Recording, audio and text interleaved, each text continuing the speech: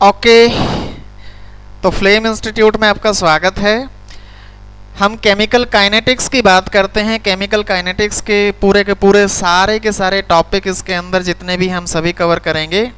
तो सबसे पहले बात करते हैं इंट्रोडक्शन की। इंट्रोडक्शन के अंदर हमें क्या पता करना है कि जो केमिकल काइनेटिक्स है उस केमिकल काइनेटिक्स में हमने क्या क्या चीज़ें पढ़नी हैं और क्या इसके अंदर होना चाहिए।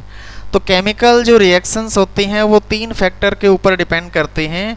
पहली बात होती है फिजिबिलिटी। फिजिबिलिटी मतलब कैसे रिएक्शंस के अंदर एंथैल्पी एंट्रोपी का यूजेस होता है, तो वो हम स्टडी करते हैं केमिकल थर्मोडायनेमिक्स के अंदर। दूसरी बात आती है एक्सटेंट की। एक्सटेंट कितनी क्वांटिटी, तो दैट इज उसको हम स्टडी करते हैं केमिकल इक्विलिब्रियम टॉपिक के अंदर। और स्पीड जो रिएक्शन की होती है, स्पीड रिएक्शन की कहाँ स्टडी करेंगे हम, इस टॉपिक के अंदर स्टडी करेंगे, दैट इज केमिकल काइनेटिक्स। तो केमिकल काइनेटिक्स का मतलब क्या है, काइनेटिक्स का मीनिंग कहाँ से आया, काइनेटिक्स कैसा वर्ड है।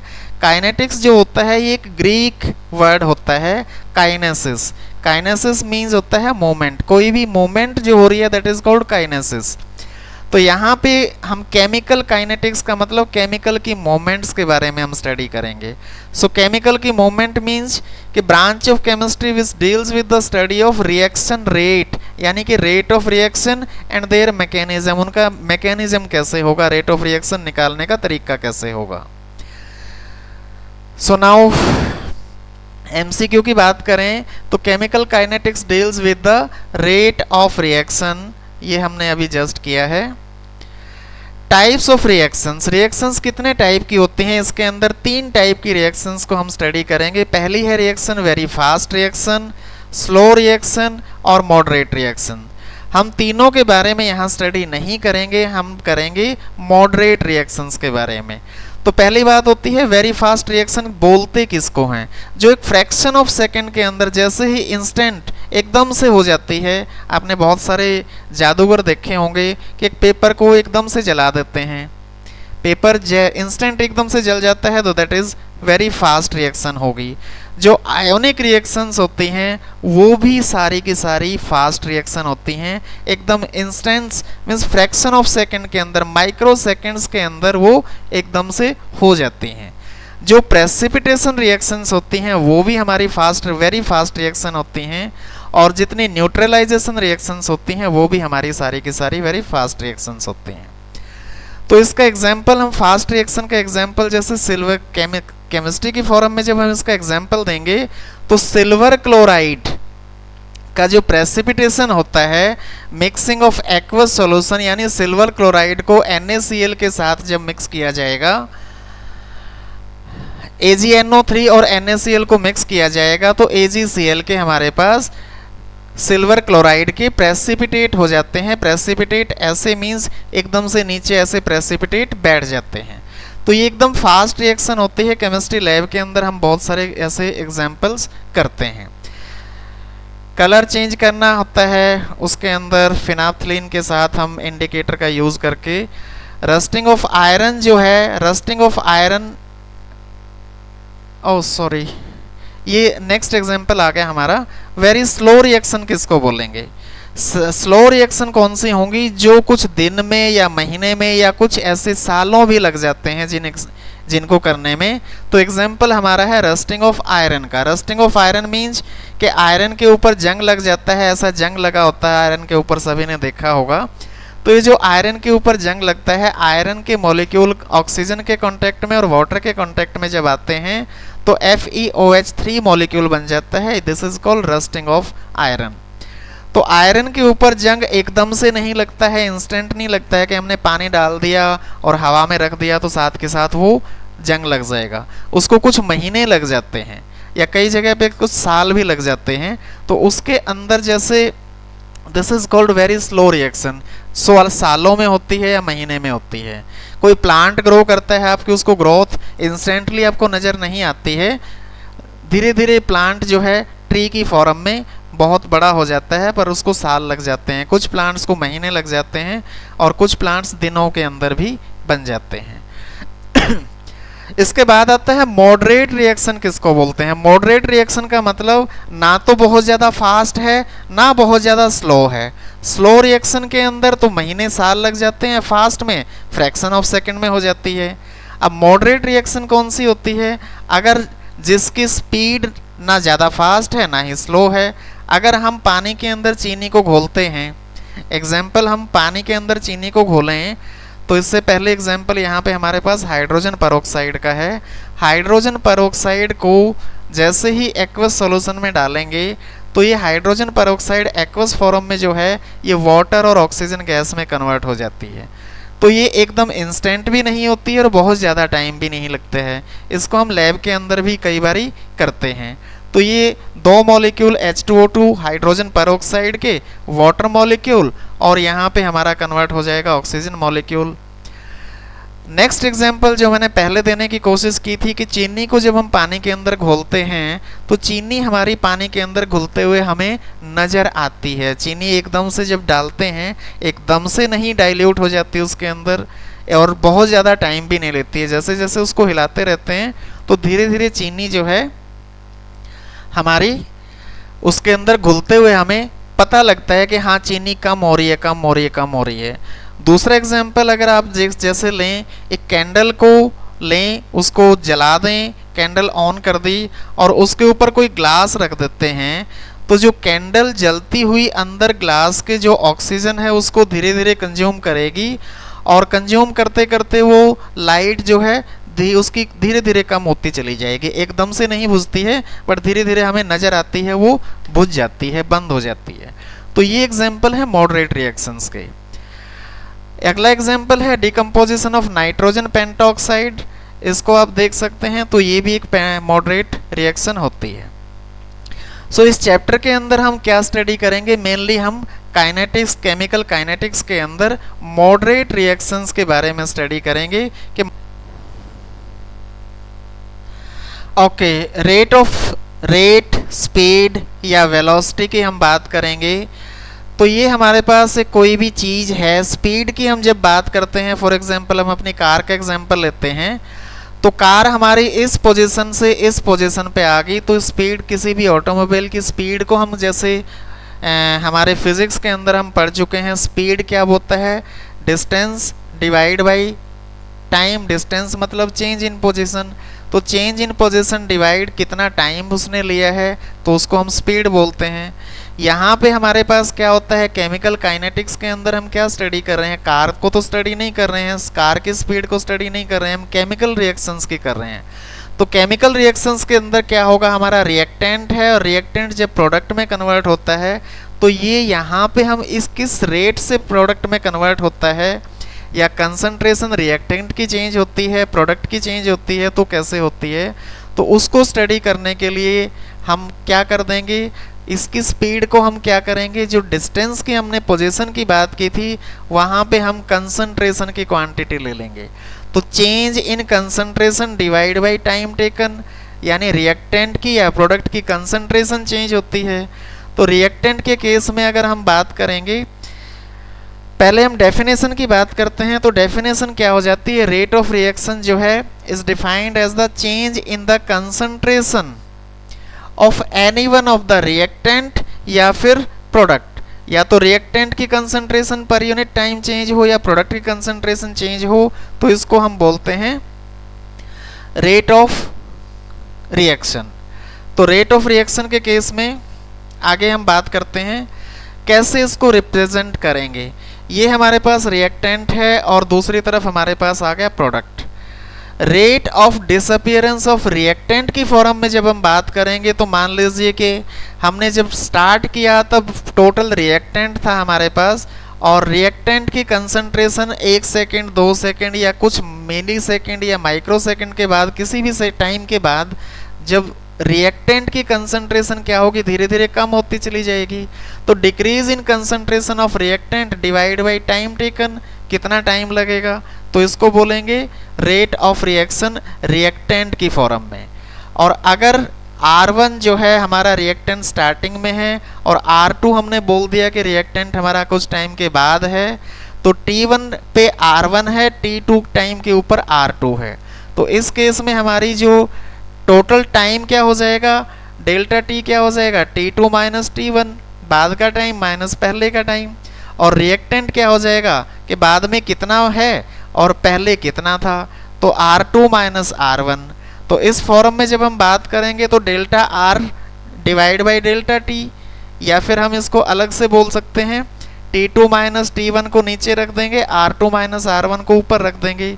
यहाँ पे एक स्पेशल साइन जो है माइनस का साइन आया है। ये जो माइनस का साइन यहाँ पे आया है, ये माइनस साइन क्यों लगाया है, ये माइनस साइन क्यों लगाया है, क्योंकि रिएक्टेंट की कंसंट्रेशन जो है जैसे जैसे टाइम बढ़ेगा रिएक्टेंट की कंसंट्रेशन डिक्रीज होगी, यानी R2 की वैल्यू डिक्रीज होगी और R1 की वैल्यू ज़्यादा होगी क्योंकि इनिशियल कंसंट्रेशन है। तो ये हमारा सॉल्यूशन अगर इसको नेगेटिव साइन ना लगाएं तो ये वैल्यू हमारी नेगेटिव आएगी, और जब ये नेगेटिव वैल्यू के साथ हम मल्टीप्लाई करेंगे तो इससे हमारी रेट ऑफ रिएक्शन की वैल्यू पॉजिटिव आ जाएगी। इसीलिए रिएक्टेंट के फॉर्म में जब भी हम बात करेंगे तो इसके आगे हम नेगेटिव साइन लगाएंगे, इसको आगे और हम इलेबोरेट करेंगे। सो नाउ रिएक्टेंट की फॉर्म में हमने बात की, अब हम बात करते हैं प्रोडक्ट की फॉर्म में। प्रोडक्ट इनिशियली प्रोडक्ट जो है क्या होता है, हम बोल सकते हैं कि 0 होता है, लेकिन कुछ टाइम बाद हम बात करें कि प्रोडक्ट की कुछ कंसंट्रेशन बन गई है, वहाँ से जब हम टाइम स्टार्ट करेंगे तो प्रोडक्ट की कंसंट्रेशन क्या होगी, इंक्रीज होगी। तो प्रोडक्ट की कंसंट्रेशन इंक्रीज होने से रेट ऑफ रिएक्शन क्या हो जाएगी, increase in concentration of product divide by total time taken. So P1 मान लीजिए T1 टाइम के ऊपर हमारा P1 है और T2 टाइम के ऊपर हमारा P2 प्रोडक्ट बन गया। अब यहाँ पे क्या है कि जैसे जैसे टाइम बढ़ेगा प्रोडक्ट की कंसंट्रेशन क्वांटिटी बढ़ती चली जाएगी। अब इसके अंदर क्या करेंगे, डेल्टा T क्या होगा, T2 माइनस T1, तो ये वैल्यू तो पॉजिटिव आएगी ही। डेल्टा P की वैल्यू क्या हो जाएगी, P2 माइनस P1, यानी P2 की क्वांटिटी प्रोडक्ट की कंसंट्रेशन तो बढ़ेगी टाइम के साथ, तो इसकी वैल्यू ज़्यादा होगी और P1 की वैल्यू कम होगी। तो इस केस में हमें क्या करना है, रेट ऑफ रिएक्शन का फॉर्मूला क्या हो जाएगा, delta P by delta T, और यहाँ पे हम पॉजिटिव साइन रखेंगे, प्रोडक्ट की फॉर्म में पॉजिटिव साइन और रिएक्टेंट की फॉर्म में नेगेटिव साइन, ताकि रेट ऑफ रिएक्शन की वैल्यू हमारी पॉजिटिव आ जाए। इसको ग्राफिकल रिप्रेजेंटेशन देखते हैं। ग्राफ की फॉर्म में हम बात करते हैं तो रिएक्टेंट की कंसंट्रेशन है, रिएक्टेंट की कंसंट्रेशन इनिशियली ज़्यादा होगी, जैसे जैसे टाइम इंटरवल बढ़ता जाएगा रिएक्टेंट की कंसंट्रेशन कम होती चली जाएगी। सो स्टार्टिंग में कंसंट्रेशन ज़्यादा है और धीरे धीरे हमारी कंसंट्रेशन कम होती चली गई। दूसरा केस हम प्रोडक्ट की बात करेंगे। प्रोडक्ट की केस में क्या होगा, प्रोडक्ट की कंसंट्रेशन इनिशियली 0 से स्टार्ट करते हुए हम बढ़ाते चले गए, जैसे जैसे टाइम बढ़ेगा कंसंट्रेशन बढ़ती चली जाएगी। इस सीधी लाइन आने का मतलब है कि एक टाइम पे इक्विलिब्रियम भी आ जाएगा, प्रोडक्ट से रिएक्टेंट और रिएक्टेंट से प्रोडक्ट क्वांटिटी बराबर बराबर चेंज होती जाएगी। ये हम इक्विलिब्रियम के अंदर स्टडी करते हैं।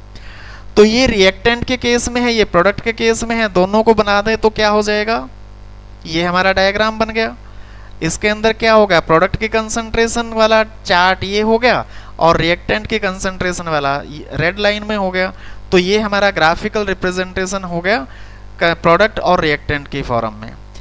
रेट ऑफ रिएक्शन की हम बात करेंगे तो rate of reaction initially starting में जब हम बात करेंगे ज़्यादा होगी, धीरे धीरे वो रिएक्शन कम होती चली जाएगी। रेट ऑफ रिएक्शन क्यों कम होती चली जाएगी, क्योंकि रिएक्टेंट की क्वांटिटी प्रोडक्ट में कन्वर्ट होती चली जाएगी। तो रिएक्टेंट की जो कंसंट्रेशन होती है उसके ऊपर डिपेंड करता है, उसके ऊपर हम आगे डिस्कस करेंगे कि रिएक्टेंट की कंसंट्रेशन के ऊपर कैसे कैसे वो आगे रिएक्शन कम होती चली जाती है। So rate depends upon the concentration of the reactant. Now unit of rate of reactions, ये हम यूनिट अलग से हम इसको स्टडी करेंगे कि यूनिट्स जो होती हैं, अब अभी तक हमने क्या पढ़ा है, किसी भी कोई भी फॉर्मूला होता है उस फॉर्मूले की जो यूनिट एक ही होती है, लेकिन जैसे कि पावर की बात करें, एनर्जी की बात करें तो उनकी जूल यूनिट है, ठीक है, एक ही यूनिट यूज़ करते हैं हम। लेकिन यहाँ पे यूनिट्स चेंज हो जाएंगी, वो चेंज क्यों होंगी, ये एक फॉर्मूला हमारा जो बनेगा उस फॉर्मूले के अकॉर्डिंग हम बताएंगे। तो यूनिट कंसंट्रेशन अपॉन टाइम हम लेंगे। कई जगह पे ये ऑर्डर की फॉर्म में आएगा। 0 ऑर्डर रिएक्शन है, फर्स्ट ऑर्डर रिएक्शन है, सेकेंड ऑर्डर रिएक्शन है। किस ऑर्डर की रिएक्शन है, ऑर्डर के बारे में हम अलग से आगे स्टडी करेंगे, टेंशन मत लीजिए। सो मोल पर सेकेंड, मोल पर लीटर पर सेकेंड, मोल पर लीटर पर मिनट, या मोल डीएम क्यूब पर मिनट, ये अलग अलग किस सेंस में बनेंगे ये हम आगे डिस्कस करेंगे। ये था हमारा लिक्विड स्टेट के अंदर। अगर गैसियस फॉर्म में है तो गैस में हमारे पास प्रेशर भी आ जाता है। तो प्रेशर की फॉर्म में जब हम बात करेंगे पर यूनिट टाइम, तो पार्शियल प्रेशर का मतलब क्या होता है, एटमॉस्फेयर प्रेशर की यूनिट क्या होती है, एटमॉस्फेरिक प्रेशर बोलते हैं, एटीएम बोलते हैं। तो एटीएम पर second. Okay, rate of reaction को जो है केमिकल की फॉर्म में बात करते हैं। तो केमिकल काइनेटिक्स की फॉर्म में जब हम बात करेंगे तो इसके अंदर क्या होगा, there are 2 types of rate of reactions होंगी, average rate of reaction and instantaneous rate of reaction. Average का मतलब क्या है, इंस्टेंटेनियस का मतलब क्या है, इसके बारे में हम एक एग्जाम्पल से सीखेंगे। फॉर एग्जाम्पल कि कोई बच्चा है, बच्चा स्कूल जा रहा है और वो स्कूल पहुंचता है 20 मिनट के अंदर कार से। तो डिस्टेंस जो स्कूल का उसके घर से है वो 10 किलोमीटर का डिस्टेंस है। तो एवरेज स्पीड कार की क्या हो जाएगी, हमने स्पीड निकालने के लिए फॉर्मूला होता है डिस्टेंस बाय टाइम। तो डिस्टेंस बाय टाइम, डिस्टेंस हमारा 10 किलोमीटर, टाइम है हमारा 20 मिनट। तो ये हमारे पास आ जाएगा कैलकुलेट करके 0.5 किलोमीटर पर मिनट हो जाएगा। अब यहाँ पे एवरेज जो स्पीड होती है वो एवरेज स्पीड कांस्टेंट रहती है। इसी तरह से एवरेज रिएक्शन का जो रेट है वो भी कांस्टेंट होगा। इंस्टेंटेनियस की बात करें कि अगर हमारे पास बीच में रेड सिग्नल आ जाता है स्कूल जाते हुए, तो जो रेड सिग्नल आ जाता है, रेड सिग्नल पे गाड़ी रुक जाती है, गाड़ी की स्पीड हो जाती है वहाँ पे 0। स्पीड 0 क्यों होगी, क्योंकि रेड सिग्नल पे हम खड़े हुए हैं, डिस्टेंस कवर तो होगा नहीं। सो टाइम तो लगेगा वहाँ पे, 1 मिनट लग सकता है, 30 सेकेंड लग सकते हैं, 20 सेकेंड लग सकते हैं। तो डिस्टेंस बाय टाइम यानी डिस्टेंस 0 है, तो एवरेज जो हमारी उस वक्त पे, एवरेज नहीं इंस्टेंटेनियस स्पीड उस वक्त पे हमारी 0 हो जाएगी। सो इंस्टेंटेनियस रेट जो है वो टाइम टू टाइम हमारा इंस्टेंटेनियस रेट चेंज होता रहेगा, एवरेज स्पीड चेंज नहीं होगी, एवरेज स्पीड कांस्टेंट रहेगी। एवरेज रेट ऑफ रिएक्शन के केस में ही रेट ऑफ केमिकल रिएक्शन की जब हम बात करेंगे तो एक स्मॉलेस्ट इंटरवल ऑफ टाइम के अंदर जो एवरेज रेट ऑफ रिएक्शन है, मान लीजिए 1 मोल ऑफ रिएक्टेंट हमारा प्रोडक्ट में कन्वर्ट होता है, 1 मोल ऑफ प्रोडक्ट बना देता है। तो रिएक्टेंट जब प्रोडक्ट में कन्वर्ट होता है तो हम क्या लेते हैं कि R1 जो है हमने रिएक्टेंट की इनिशियल कंसंट्रेशन ले ली और P1 हमने प्रोडक्ट की इनिशियल कंसंट्रेशन ले ली है। तो R और P1 की जो R1 P1 लिया है ये T1 टाइम के ऊपर लिया है, यानी जब हम टाइम काउंट करना स्टार्ट करते हैं। दूसरा R2 रिएक्टेंट जो बचा है T2 टाइम के ऊपर और प्रोडक्ट जो बना है T2 टाइम के ऊपर। तो इस केस में हमारे पास rate of disappearance of reactant क्या हो जाएगा, यानी कि रिएक्टेंट तो कम होता चला जाएगा। तो डिसअपियर कितना होगा, decrease in concentration of R divide by total time taken. तो माइनस साइन इसके साथ हम लगाएंगे, हम पहले फॉर्मूला देख चुके हैं। Delta R by delta T का मतलब समझते हैं कि change in concentration of reactant divide by total time. Concentration reactant की चेंज कैसे होगी, R2 by R1 divide by T2 by T1। तो नेगेटिव साइन यहाँ पे हमने इंडिकेट किया है, क्यों इंडिकेट किया है, नेगेटिव साइन का मतलब क्या है कि जो कंसंट्रेशन है रिएक्टेंट की वो डिक्रीज हो रही है, डिक्रीज होने की वजह से R2 की वैल्यू कम होगी, R1 की वैल्यू ज़्यादा होगी। उसको काउंटर करने के लिए हमने, ताकि rate of reaction positive value आ जाए, इसलिए यहाँ पे ये नेगेटिव साइन लिया जाता है। Now rate of appearance of product, product की अपीयरेंस होगी, रिएक्टेंट कम होगा, प्रोडक्ट इंक्रीज होगा। So increase in the concentration of product divide by total time taken. Increase concentration होगी तो प्लस साइन इंडिकेट करेंगे और delta P by delta T आ जाएगा। Delta P by delta T यानी कि P2 minus P1 divide by T2 minus T1। तो यहाँ पे पॉजिटिव साइन इंडिकेट क्या कर रहा है कि प्रोडक्ट की कंसंट्रेशन इंक्रीज हो रही है, this is the increase. P2 की वैल्यू ज़्यादा होगी क्योंकि टाइम 2 के ऊपर प्रोडक्ट की कंसंट्रेशन बढ़ चुकी होगी। इसको ग्राफिकल रिप्रेजेंटेशन हम करते हैं, ग्राफ की फॉर्म में देखते हैं कंसंट्रेशन ऑफ द रिएक्टेंट और टाइम इंटरवल। जब हम ग्राफ की फॉर्म में देखते हैं R0 हमने इनिशियल कंसंट्रेशन ले लिया, R1 हम जब बात कर रहे हैं T1 के ऊपर तो ये हमारा हो गया R1 की वैल्यू रिएक्टेंट की वैल्यू T1 टाइम के ऊपर और T2 टाइम के ऊपर रिएक्टेंट की वैल्यू जो है कम हो जाएगी, तो T2 टाइम पे हमने नीचे ले लिया। तो इसका ग्राफ हमारे पास ऐसे बन जाएगा कि रिएक्टेंट की वैल्यू जो है आगे डिक्रीज होती चली जाएगी, एक टाइम के बाद ये कांस्टेंट भी हो जाती है। तो ये वाला सेगमेंट हमारा क्या इंडिकेट करेगा, reactant average speed of the reactant. Average speed क्या हो जाएगी, delta R divide by delta T, जो कि हम एक फॉर्मूले के अंदर देख चुके हैं। Now R2 minus R1 divide by T2 minus T1 हो जाएगा। और प्रोडक्ट की फॉर्म में जब हम बात करेंगे तो प्रोडक्ट की फॉर्म में क्या होगा, कंसंट्रेशन ऑफ द प्रोडक्ट और टाइम ग्राफ जब हम बनाएंगे, इनिशियली प्रोडक्ट की कंसंट्रेशन हम 0 लेंगे, 0 से स्टार्ट करेंगे। P1 T1 टाइम पे है, P2 T2 टाइम पे है, तो यहाँ से प्रोडक्ट की कंसंट्रेशन जो है इंक्रीज हो गई। तो प्रोडक्ट की कंसंट्रेशन जो है इंक्रीज हो रही है, तो इसका जो ये average speed of increase in concentration of the product क्या हो जाएगी, or average delta P by delta T, वही same P2 minus P1 divide by T2 minus T1। तो ये हो जाएगा हमारे पास एवरेज स्पीड। इन क्वेश्चन हम अटेम्प्ट करते हैं, ये हमारे पास क्वेश्चन है, रिएक्शन है, हमने R से प्रोडक्ट बनाया, रिएक्टेंट से प्रोडक्ट बनाया। Concentration of reactant change from 0.3 मोल से 0.2 मोल इन 25 मिनट्स। 25 मिनट के अंदर हमारी रिएक्टेंट की कंसंट्रेशन 0.3 से 0.2 मोल हो गई है। Calculate the average speed of reaction using units of time both in minutes and in seconds. Minute में भी निकालना है और सेकेंड्स में भी निकालना है। तो आर एवरेज क्या हो जाएगा, delta R by delta T. Delta R का मतलब क्या है, प्रोडक्ट की R2 की वैल्यू बाद में जो हमारा कितना बचा है 0.2 मोल। सो 0.2 mole minus 0.3 mole 0.03 mole sorry divide by 25 minutes. तो मिनट की फॉर्म में इसको निकालेंगे तो ये हो जाएगा 4 इंटू 10 की power minus 4 moles per litre पर मिनट।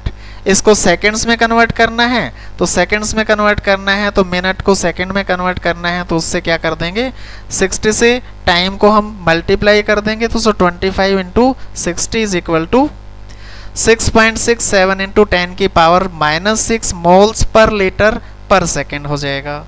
That's it. ओके, अब हम बात करते हैं फैक्टर्स जो रेट ऑफ रिएक्शन को, कौन से फैक्टर हैं जो रेट ऑफ रिएक्शन को अल्टर करते हैं, इन्फ्लुएंस करते हैं।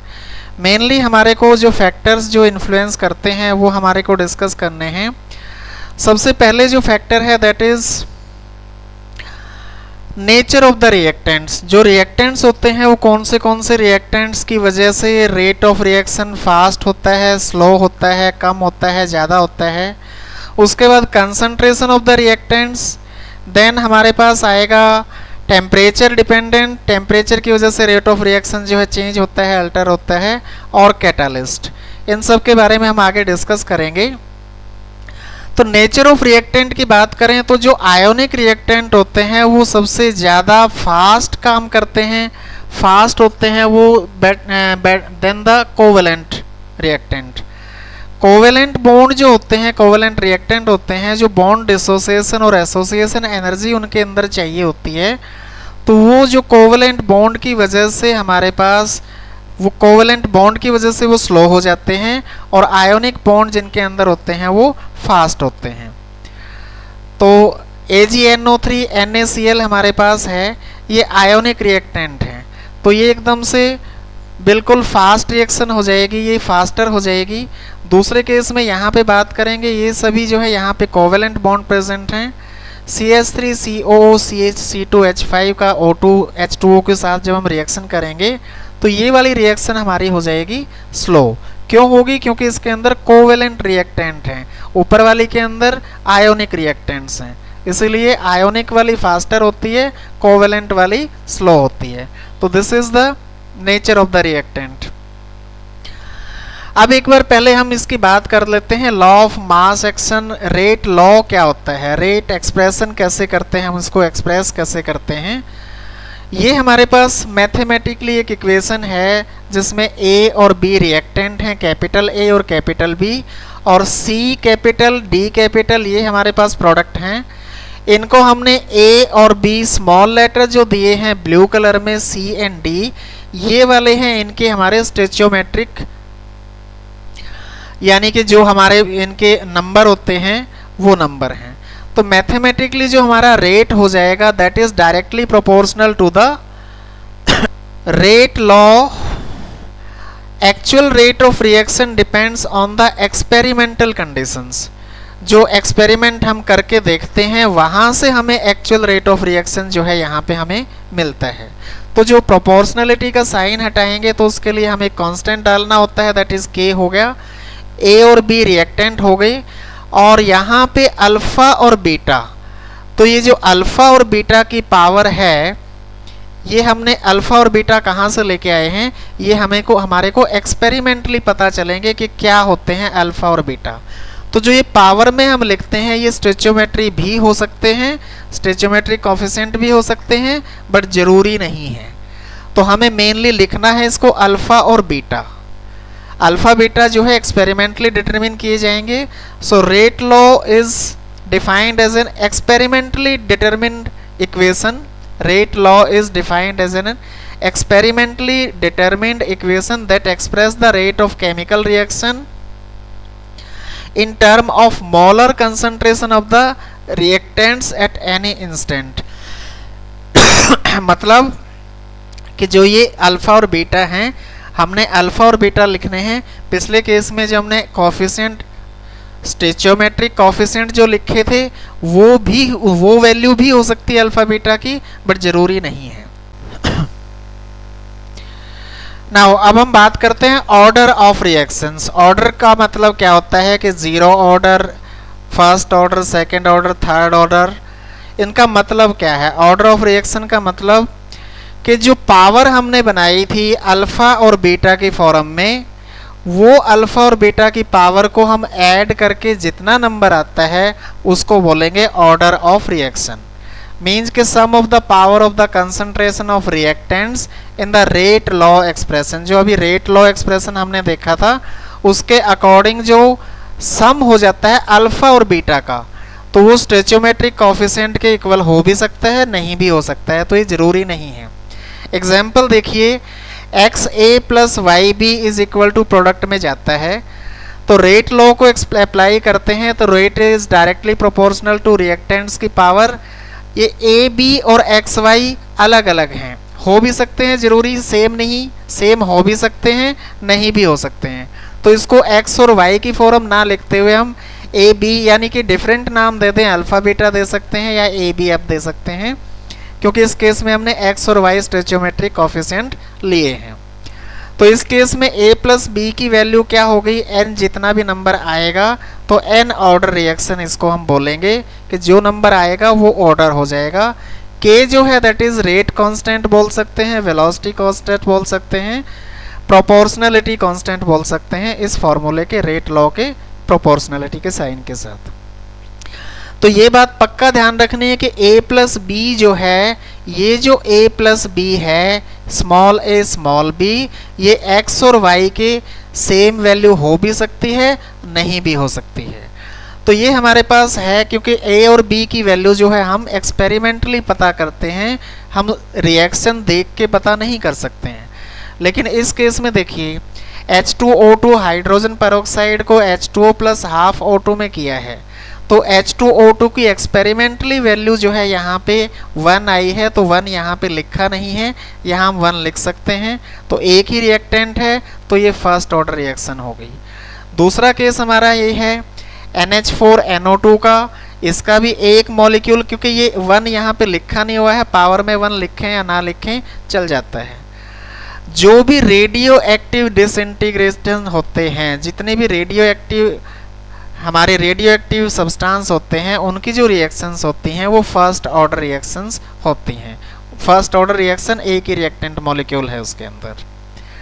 दूसरे केस में यहाँ पे देखिए HI, इसकी पावर 2, ये वाली 2 पावर एक्सपेरिमेंटली पता की है, ये 2 जो ये वाला 2 है ये स्टोइचियोमेट्रिक कोफिशिएंट है। ओके, तो ये वाला 2 सेम 2 हो भी सकता है, नहीं भी हो सकता है, मैं बार बार बोल रहा हूँ। सो ये क्या हो जाएगी, सेकेंड ऑर्डर रिएक्शन हो जाएगी। नेक्स्ट वन इज, ये हमारे पास NO और O3 है, तो 1 इसकी पावर है, 1 इसकी पावर है, दोनों की पावर 1 1 है, तो 1 + 1 is 2, that is a second order reaction. उसके बाद हमारे पास आता है रेट 2NO2। अब इस केस में देखिए यहाँ पे वेरी कर गया है, तो अब आप समझ सकते हैं कि NO की वैल्यू 2 है, प्लस ऑक्सीजन जो है इसके ऊपर 1 है, 1 वैल्यू है यहाँ पे, तो 2 + 1 ये क्या हो जाएगी, थर्ड ऑर्डर रिएक्शन हो जाएगी। ये वाला मॉलिक्यूल देखेंगे CH3CHO। अब यहाँ से आप देखिए यहाँ पे जो भी नंबर इसके स्टोइचियोमेट्रिक कोफिशिएंट के है ही नहीं, यहाँ पे 1 वैल्यू लिख सकते हैं हम, लेकिन इसका जो एक्सपेरिमेंटली हमें पता किया है, हमने जो पता किया है वो है 3/2, तो 3/2 भी वैल्यू हो सकती है। तो 3/2 होने की वजह से इसको क्या बोलेंगे, फ्रैक्शनल ऑर्डर रिएक्शन। इसका फ्रैक्शन कितना हो जाएगा, 1.5 फ्रैक्शनल ऑर्डर बोल सकते हैं, 3/2 जो है फ्रैक्शनल ऑर्डर। तो 0 ऑर्डर भी हो सकती हैं, फ्रैक्शनल ऑर्डर भी हो सकते हैं, first order, second order, third order, और नेगेटिव ऑर्डर भी हो सकती हैं। नेगेटिव ऑर्डर कम होती हैं, अभी हम आगे एग्जांपल इसका देखेंगे। इस केस में देखिए इससे H2 और Br2, H2 की तो वैल्यू जो है एक्सपेरिमेंटली 1 है, Br2 की 1/2 है, तो ये भी फ्रैक्शनल ऑर्डर रिएक्शन हो जाएगी। 1 + 1/2 यानी कि 1 इज 3/2 यानी 1.5 इसकी वैल्यू हो जाएगी, फ्रैक्शनल वैल्यू हो जाएगी। तो इस केस में भी 3/2 है, ये भी फ्रैक्शनल ऑर्डर हम इसको बोलेंगे। फ्रैक्शन कितना है उसका हम निकाल लेंगे, 3/2 का मतलब क्या होता है। ये वाली इक्वेशन को देखेंगे आप, ये 0 ऑर्डर रिएक्शन है। क्यों है 0 ऑर्डर, क्योंकि इसका रेट जो है, जो NH3 की पावर जो है वो है 0। अल्फा बीटा जो हमने दिए थे, अल्फा की पावर 0 है, एक्सपेरिमेंटली पता किया गया है। किसी की पावर 0 हो तो वो हो जाता है 1, और 0 होने की वजह से 0 order of reaction is independent of concentration of the reactant. 0 power में 0 है तो इसकी वैल्यू 1 हो जाएगी, तो that is equal to K का मतलब reaction constant, proportionality constant, rate constant या वेलोसिटी कांस्टेंट, कुछ भी बोल सकते हैं। तो ये हो जाएगी, 0 वैल्यू है तो इसका सम 0 हो जाएगा, पावर का सम 0। तो 0 ऑर्डर रिएक्शन जो है वो कंसंट्रेशन रिएक्टेंट के कितनी कंसंट्रेशन है रिएक्टेंट की उसके ऊपर डिपेंड ही नहीं करती हैं। दूसरा एग्जाम्पल ये हमारे पास है, ये भी 0 ऑर्डर का एग्जाम्पल है। जितने अगर हमने कैटालिस्ट डाल दिया, इसमें प्लेटिनम कैटालिस्ट है, इसमें गोल्ड कैटालिस्ट है, जब भी हम कैटालिस्ट डाल देंगे तो जितनी भी कैटालिटिक रिएक्शंस होती हैं वो सारी की सारी 0 ऑर्डर रिएक्शंस होती हैं। Okay, now negative order reaction. Negative order का मतलब क्या है, O3 इक्विलिब्रियम की बात है। इक्विलिब्रियम के केस में O3 जो है इसकी पावर 2 हो गई और O2 की पावर जो है -1 हो गई। तो 2 और -1 दोनों को ऐड करेंगे तो ये तो +1 आएगा।